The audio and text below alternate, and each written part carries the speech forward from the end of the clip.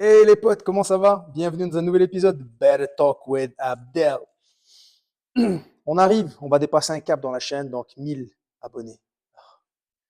Patron! Ça a été dur, une longue, une route très très dure. Patron!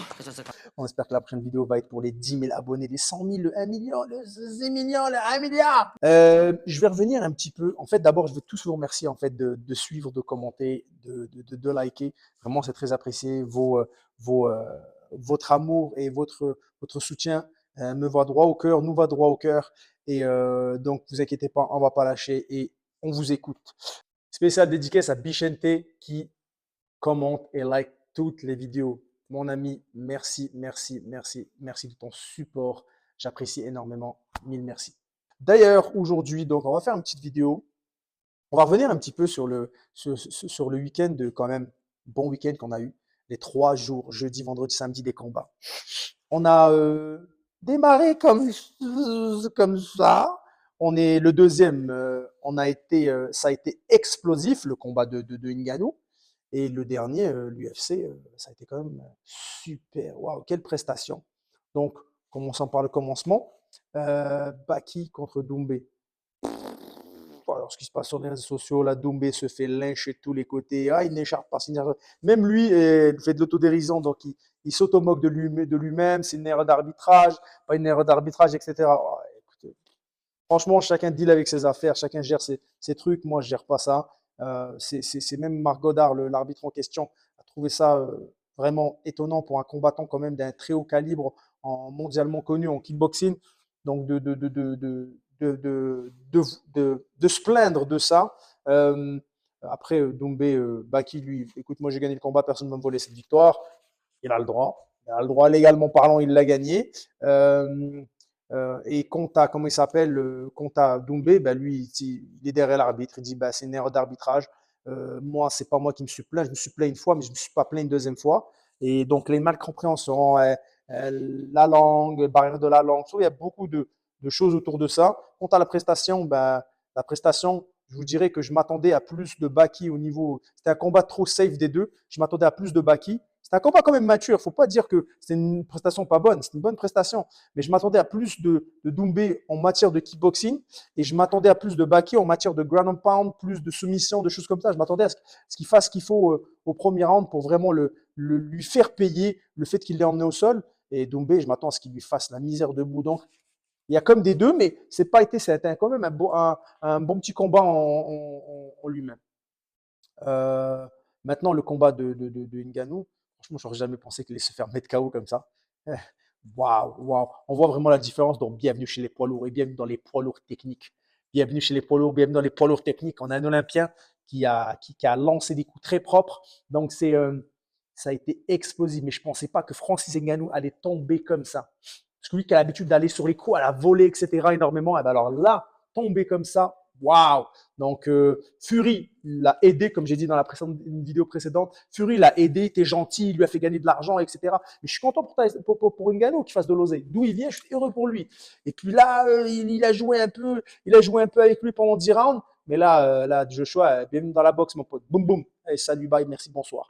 Mais waouh, ça a été vraiment une putain de performance. Il n'y a rien à dire. Waouh, moi, j'étais sidéré. Je pensais que sur un crochet, Joshua allait tomber. Lui, il revient moins quand il se fait mettre KO, il revient pas, sa performance se dégrade quand il se fait mettre KO, ce qui est normal, mais lui, c'est mental, ce qui est normal aussi. Mais de faire une performance comme ça, c'est incroyable. Mais encore, je suis content pour Francis, 20 millions de dollars gagnés, il est multimillionnaire. Dire qu'il a fait 600 000 à son dernier combat à l'UFC, vous rendez compte? Je suis très heureux pour ce gars. Il a fait 30 millions en 2 combats professionnels.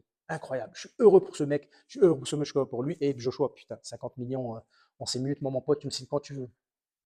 Anthony Joshua, if you want to fight me, no problem, bro. Give me 5 million. I sleep whatever you want. I dance bachata with you. Hein?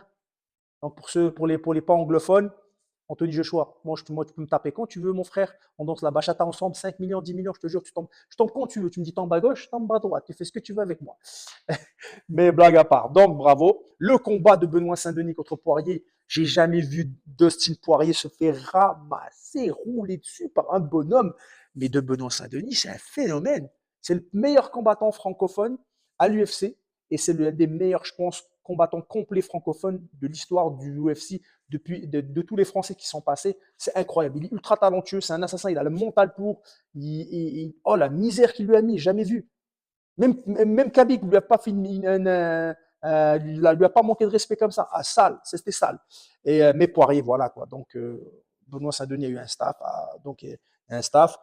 C'est malheureux, c'est malheureux, c'est dommage, mais il n'a pas à avoir honte de ce combat performance-là, parce que franchement, bonhomme de A à Z, faire la misère à un putain de légende comme Poirier, il faut le faire. Donc, c'est dommage pour le contre, mais voilà. Donc, j'espère qu'il va bien, que là. Tout le reste des combats, je ne l'ai pas vraiment regardé.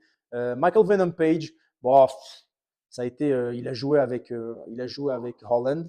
Il a joué vraiment avec et ça n'a pas été incroyable. Lui, il a fait ce qu'on fait. Holland n'était pas là du tout. Donc, c'est ça. Le reste des combats, je n'ai pas vraiment regardé. On doit choisir, donc je devais me concentrer là-dessus. Pour le millième abonné, on a sélectionné, on a demandé aux gens, en fait, un peu des questions à gauche, à droite. On a sélectionné 10 questions spéciales concernant ce qui se passe en ce moment et les 3 jours de Baki. C'est des questions anonymes, donc vous n'aurez pas vous n'aurez pas les noms. Par contre, vous aurez la question. Question numéro 1. Est-ce que tu penses que Baki ou Doumbé ont le potentiel d'être champion du monde un jour? Oui, comme tout le monde. Je te dirais même que n'importe qui peut être champion du monde. Maintenant, il faut du travail, il faut les adversaires, il faut l'opportunité pour ça. Mais oui, comme n'importe quel combattant qui veut devenir champion du monde, il peut. Donc, ouais. Question numéro 2. Elle est drôle celle-là. Est-ce que tu as déjà eu une écharpe dans le pied? Non, j'ai jamais eu d'écharpe dans le pied. J'ai déjà été blessé dans des combats, avant des combats de côte cassée. Je suis allé combattre côte cassée, bras disloqué dans le combat, cassé, peu importe. Ouais, des galères, mais je pense que Doumbé aussi a déjà eu des galères dans le combat. Donc, ça, je peux pas le descendre pour ça. J'en parlais la dernière fois avec Ivan Menjivar. Ceux qui ne le connaissent pas, Ivan Menjivar était top 10 à l'UFC à 135 livres, quand l'UFC était à son top de fou, là, c'était le prime de fou. Je me rappelle, il combattait à Albuquerque. Il avait 2 côtes cassées. Il fait le combat, 2 côtes cassées. Et le gars le malmène. Mais vraiment, il l'a malmené comme c'était une galère pour lui. Le pauvre, j'étais comme aïe, aïe, aïe, aïe. Je sais pas d'où il sort ça. Il sort un, un truc de fou. Et comme il revient au combat, et hop, il soumet le gars, merci, bonsoir. Et il prend 70 000 $ US de prime de performance. C'est incroyable. Donc là, je sais pas, les Charles le gêner, j'en ai aucune idée. Il n'y a que lui qui peut. Moi, je veux pas le descendre parce que, hey, Internet s'en occupe déjà très bien. Donc, moi, je veux pas parler mal de lui, ni voilà. Donc, non, j'ai jamais eu une écharpe dans le pied. Baki Doumbé, la revanche, est-ce que tu vas regarder et qui va gagner? Franchement, je la regarderai pas. Premièrement, alors il y a des trucs qu'il faut changer, je vais revenir dessus, c'est que il faut que ça soit un 5x5. 3x5 pour un main event, c'était peu. Là, il faut que ce soit un 5x5. Ça serait intéressant 5x5. Et je pense que tout le monde serait d'accord. Maintenant, non, je ne la regarderai pas, parce que je ne pense pas que les deux combattants vont vouloir faire plus, c'est-à-dire qu'ils vont prendre plus de risques. Je ne pense pas. Les deux vont la jouer safe. Baki va jouer la distance, va faire du contrôle, il va contrôler, il va faire ground and pound, mais il ne va pas se fatiguer, puisqu'il sait que par exemple c'est un 5x5. Alors qu'il peut gagner le combat facilement comme ça. Pourquoi il se ferait chier à aller à la guerre avec un gars qui tape comme un tank? Et Cédric, je pense pas qu'il va lui rentrer dedans en lui marchant dessus, essayer de le défoncer parce qu'il sait que il y a le risque que ce jeune grappleur va t'avoir au sol, ce jeune judoka grappleur qui va t'avoir au sol. Donc non, je vais pas regarder puis que le meilleur gagne. Je pense pas qu'il y aura quelque chose. Je pense pas que Baki va le soumettre. Si Doumbé peut le mettre KO, oui, Doumbé. Et je pense à une victoire au point, plutôt Baki une victoire au point ou Doumbé un KO. Voilà, ça c'est les pronostics que j'ai pour leur revanche. Bonne chose à tous les deux. Moi, non merci. Qu'est-ce que tu manges après un combat et surtout après avoir gagné? Moi, je suis très stressé. Donc, moi, je ne mange pas après. Ça m'est déjà arrivé de manger genre un kebab derrière. Et, euh, et en fait, je suis malade après. Je vomis ou je suis pas bien. Même si c'est une victoire, en fait, je suis pas bien. Je dors peu parce que je suis encore tellement pampé que je suis pas bien. Je sais qu'il y a il y a des potes à moi comme Tarek Safeddin. Lui, c'est un ancien gars du UFC. Lui, un grand champion en plus, un Belge. Et lui, tu vois, lui, il dort pas après un combat. Et moi non plus, en fait, je dors pas toute la nuit. Que je perds, que je gagne, en fait, j'essaye de rien manger après. Et parce que je dors pas. Je dors pas jusqu'au lendemain, j'arrive pas à dormir. Je suis encore sous l'excitation, sous le stress, peu importe le sentiment. Je suis sous plein de sentiments. Fait que moi, je mange pas. Je mange rien, rien, rien. C'est mieux comme ça. Est-ce que Ngannou doit continuer à taper des gens pour vivre? Je tape les gens pour vivre. C'était C'est terminé. ça que je fais comme profession. Oui, je pense qu'Ngannou devrait taper des gens pour vivre parce qu'il les tape tellement bien.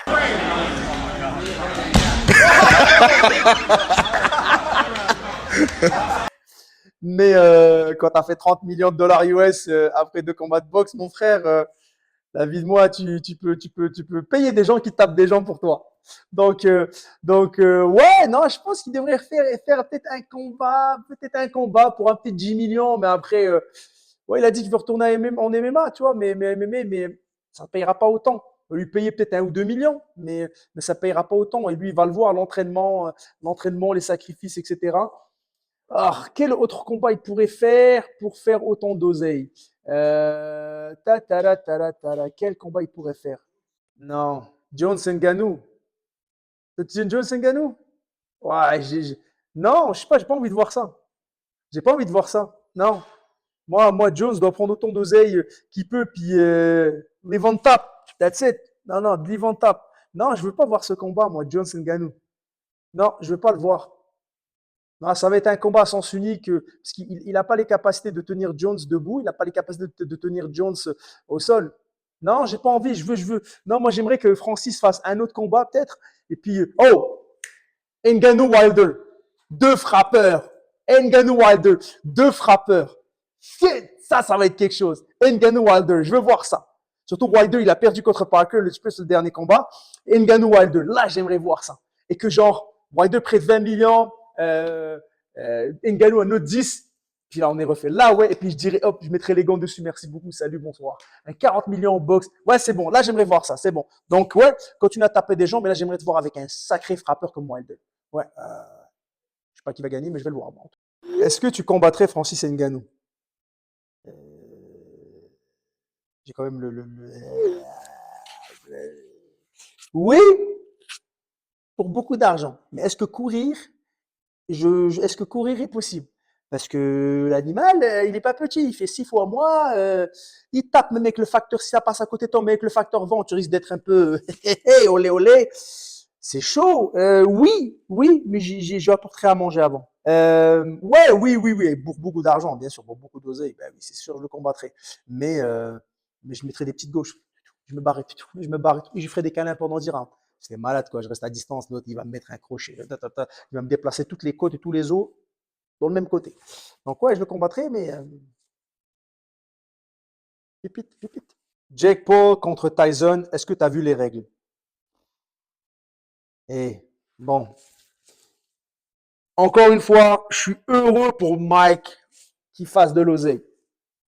Maintenant, les règles, ça dit que je crois qu'il faut un casque, qu'il faut qu'en fait, Jake Paul, s'il prend trop de coups, qu'est-ce qui se passe? Ben, il a le droit il a le droit de prendre autant d'arrêts qu'il veut, autant de repos comme il veut, etc., etc. Ouais, ça va être chiant, mais ça va être drôle à voir. Moi, je vais le voir. Moi, je vais le voir. Surtout, hey, c'est sur Netflix, c'est en live sur Netflix. Vous pensez quoi? Avec les publicités, etc. C'est mieux pour eux de voir ça, que les gens vont voir ça avec des enfants, etc. Avec de la protection, genre, tu vois, et puis que le combat dure pour les publicitaires, etc. Donc moi, je vais le voir. Je vais le voir pour Mike. Je vais pas le voir pour Jack Paul. Je vais le voir pour Mike. Puis, ouais, je sais pas. Je sais pas qui va gagner. Je pense que ça va être une exhibition. Puis, on va tous le voir parce qu'on est Mike. On respecte tonton Mike et on va le voir. Et c'est comme ça. Comme j'avais dit, je dis c'est cracher sur la carrière de Mike de combattre ce merdeux. Mais c'est comme ça, c'est la vie. Et ce combat, si vous voulez que je le commente en direct, mettez-moi-le en commentaire. Attention, même si vous ne mettez pas en commentaire, je vais le commenter en direct, pareil. Mais quand même, confirmez-moi bien que ça se passe bien. C'est quoi l'avenir pour BSD? Se reposer. C'est quand même un bon KO qu'il a pris. Il a fini ses 5 derniers adversaires. Donc là, il a pris un KO qui est quand même, qui est quand même un KO dur. Il n'a pas été out cold comme ça, mais c'est un bon KO. Moi, je pense qu'il peut se taper le top 10 qu'il veut. Il est top 10 qu'il veut. Il n'a pas volé sa place. Il n'a pas démérité sa place. Et je pense que largement, il peut se taper l'un des entre top 5, top 10, tu vois. Donc, un 7, 8, 9, là, 7, 8, 9, 10, voire même 11, il va, il peut l'avoir. Je pense qu'il doit prendre comme, allez, moi je pense que fin 2024, début 2025, il devrait recombattre. Il prend son temps. Il fait beaucoup de guerre, ce garçon. Il fait beaucoup de guerre, ce gars, et puis, et c'est tôt ou tard, ça paye sec. Mais je répète, quelle performance de fou. O'Malley, clown ou champion? Les deux, les deux. Les deux. Moi, j'aime pas ce style un peu personnage, tu vois. J'ai du mal avec ça. Je suis un vieux de la vieille. Moi, j'aime pas ça, les styles personnages, les cheveux froufrous de tous les côtés. Ah, c'est grave.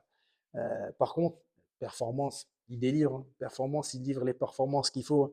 Ça, on peut pas lui enlever. Il a des sacrées performances. Il est bon. Ça, c'est mon côté analyste.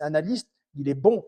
Côté, côté combattant, je trouve qu'il est bon. Côté fan, non merci, mais il y a des gens qui l'aiment. De toute façon, regarde, les gens, quand dans un combat, les gens qui t'aiment vont te regarder, et les gens qui t'aiment pas vont te regarder te faire défoncer. Peu importe, t'es gagnant-gagnant. C'est comme il n'y a pas de mauvaise pub. Tu parles de moi, c'est de la pub, c'est tout. Tu parles mal ou tu parles bien de moi, c'est de la pub. Mais après, aller en boîte, avec une grosse liasse d'oseille à la Floyd Mayweather, puis dépenser ça, oh. J'ai du mal avec ça. J'ai vraiment du mal avec ça. Donc, ouais, les deux, clown et champion. Mais on peut pas lui enlever son talent, ça c'est sûr. La meuf qui chauffait la salle au PFL, qui criait Baki, t'es mort. Je crois que c'était une commentatrice ou une traductrice ou quelque chose comme ça. T'en penses quoi? Oh, pas fort fort, ouais, c'est pas fort fort. Ouais, je sais pas, je sais pas, j'ai l'impression qu'on manque un peu d'ordre et d'organisation dans ce PFL France. Il y a un peu d'ordre d'organisation. Il va falloir réorganiser ça comme il faut. Il va falloir, je sais pas, moi j'ai trouvé qu'il y avait il y avait des défauts, pas au niveau journalistique, absolument pas. Journalistique, ça a été très très bien tenu, mais au niveau de la traduction, il y avait beaucoup de choses dans la traduction. Au niveau de, je trouve on va trop vite avec le MMA en France. C'est pas plus mal, mais ça va tellement trop vite. Ce sport existe en France depuis très très longtemps. Puis là, il est autorisé, il est médiatisé, puis là, bon, tout le monde jette de l'oseille, jette de l'argent. Ça va trop vite pour que les gens s'adaptent. Les gens n'arrivent pas à s'adapter, les organisations n'arrivent pas à s'adapter. Donc là, on fait, mais on n'a pas le temps de organiser comme il faut, puis de coordonner les choses comme il faut. Un arbitre francophone, il a dit, hey, la Belgique, le Luxembourg, la Suisse, elle est très bons combattants. On n'a pas d'arbitre francophone, donc il faut développer ce côté d'arbitre francophone puis de travailler là-dessus. Et puis ouais, d'arbitrer en international, d'arbitrer partout, à gauche, à droite. Donc ça, par exemple, c'est les gens, mais également, c'est l'UFC, le PFL qui devrait avoir des arbitres francophones et leur donner là, les formations adéquates. Donc il y a des séminaires, l'UFC par exemple, il y a des séminaires d'arbitres. Et ils vont partout, partout, partout. Donc être arbitre, c'est un métier. Et si on veut avoir des arbitres francophones pour éviter un manque, par exemple, ce qui est passé avec les fameuses épines dans le pied, pour éviter des complications des malentendus, comme à un moment donné, je pense que quelqu'un a posé la question à la traductrice, elle lui a dit, je sais pas, je comprends, mais malheureusement, tu dois être prêt pour tout, tu dois être prêt pour tout. Donc, ça a été un peu, en tout cas, regardez, il faut pas que ça aille trop vite, leurs organisations mais en France, là, j'ai l'impression que c'est un peu du n'importe quoi, comme par exemple crier quand tu travailles pour le staff et que tu cries, bah, qui t'es mort. Ouais, ça a été, j'ai eu beaucoup de gens qui ont commenté ça, qui ont dit, ouais, c'est pas fort, tu vois. Après, moi, je suis pas le PFL, je dis juste que ouais, ça pourrait être mieux organisé. Et on va trop dans le trash talk, alors qu'on n'est pas prêt pour ça. On va trop dans le trash talk et on devrait se calmer un petit peu plus, se focaliser sur le travail, les performances et ouvrir nos portes et nos esprits pour ça. Fernand Lopez a dit, au lieu de faire le combat retour contre Baki, fais-le plutôt contre Jordan Zebo. Ouais, Je pense que c'est, ouais, je pense que c'est largement faisable. Est-ce que le public le veut, ce combat? Non. Est-ce que le public le veut? Non. Est-ce que c'est ce que Jordan Zebo veut? Ouais. Est-ce que Fernand Lopez veut? Ouais. Mais est-ce que le public veut ça? Non. Quand t'as perdu en 9 secondes, un combat KO, mais KO sale. Et malheureusement, tu vois, il a fait une très belle performance au PFL ce week-end. Félicitations à lui. Écoute, non, ça serait pas intéressant pour le public. Moi, à la place du public, c'est pas intéressant. Tu veux voir, surtout avec tout le truc de l'écharde, là, tu veux voir ça. Tu veux voir ce qui se passe, tu veux voir ce qui se passe avec Baki, finaliser ça. C'est monétairement parlant, médiatiquement parlant, c'est plus vendeur que oh, je vais reprendre Jordan Zebo. Si Doumbé serait fait éteindre au premier, genre bam, un truc sale ou une soumission genre facile, un truc comme ça, ouais, combat retour, ouais, ça mais pas comme ça, là, c'est comme non, non. Parce que les gars sont sur leur fin, donc non, non, non, non, non, non. Baki, je pense que c'est la suite. Baki contre Doumbé. Dernière question, dernière question. Tu parles beaucoup de MMA et de boxe, comment on fait pour s'entraîner avec toi? Ah, ça c'est la meilleure des questions aujourd'hui, ça c'est de la vraie question. Alors, la question qui Ça, خلاص. alors, avant tout, je parle beaucoup d'MMA et de boxe parce que c'est des sports que j'aime, que je pratique et je continue toujours à pratiquer. Je m'entraîne tout le temps, ma coupe n'est jamais pleine, je continue à apprendre de tous, de tous, de tous et de plein de monde. Donc vraiment ça, mettez-vous dans la tête, je continue toujours à apprendre. J'apprends de beaucoup de choses, de beaucoup de monde et ça, on n'arrêtera jamais l'évolution. Maintenant, pour s'entraîner avec moi, c'est aussi simple. Tu vas sur mon Instagram, tu tapes mon nom et tu me DM et t'écris entraîne-moi. Et moi, je m'occupe de tout. Tu s'occupes de tout, tu s'occupes de rien. Toi, tu mets entraîne-moi et moi, je s'occupe. Pas, je s'occupe du tout, tu s'occupes de rien. J'espère que ça vous a plu. Hein. Donc, mettez-moi ça en commentaire. Si vous voulez que je fasse plus de questions comme ça, n'hésitez pas. Regardez, on peut toujours m'envoyer des questions. Envoyez ce que vous voulez comme question. Si c'est des bonnes questions qui sont pertinentes, professionnelles, pas de problème, je ne vous affiche pas. Mais si des questions où vous la voulez comme ça, je vous affiche direct. J'affiche le pseudo direct. À très bientôt. Je te jure, elle me gratte depuis tout à l'heure.